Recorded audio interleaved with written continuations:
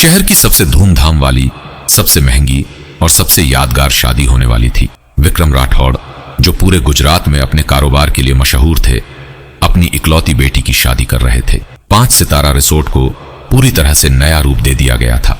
रात के अंधेरे में भी वो जगह दिन जैसी चमक रही थी।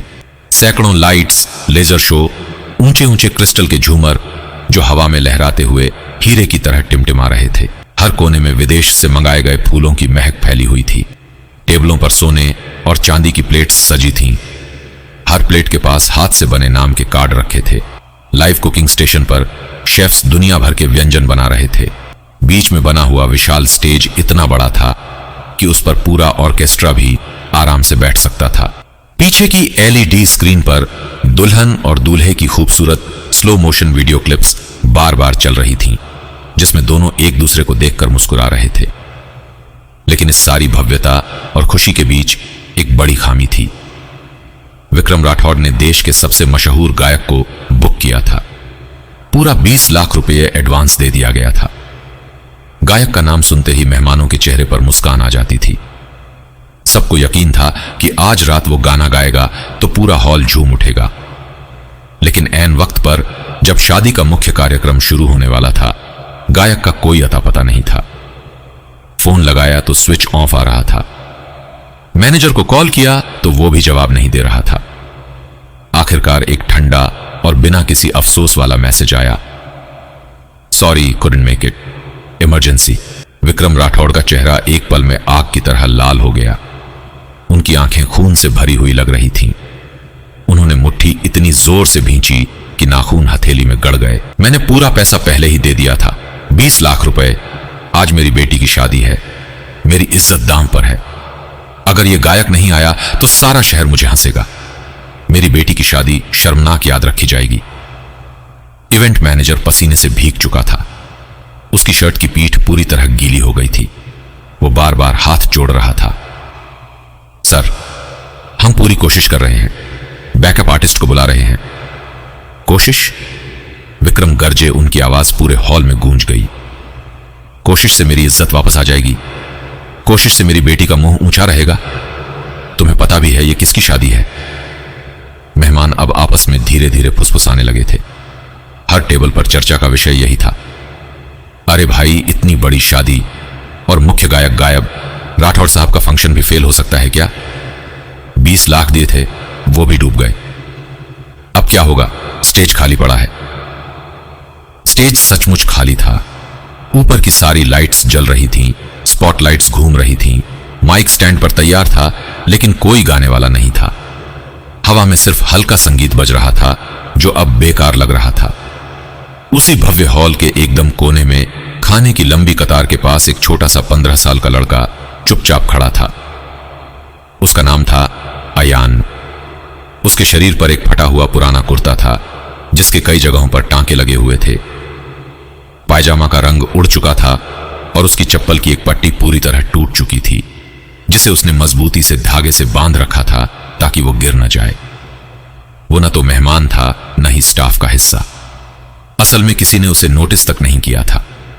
वो बस बहुत धीरे धीरे, डरते डरते खाना ले रहा था। प्लेट में साधारण दाल, चावल और थोड़ी सी सब्जी थी, लेकिन अयान के लिए यह खाना किसी राजसी दावत से कम नहीं था।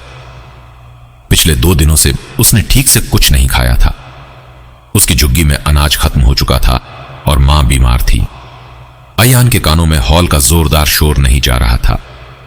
वो कुछ और सुन रहा था, स्टेज की खालीपन की चुप्पी, वो खाली माइक, वो घूमती हुई लाइट्स, वो तैयार पड़ा स्टेज, सब कुछ उसे अंदर से छू रहा था। उसके आसपास मेहमानों की बातें उसके कानों तक पहुंच रही थीं। गायक नहीं आया, पूरा पैसा बर्बाद। अब बेटी की शादी सिर्फ शर्म के लिए याद रखी जाएगी।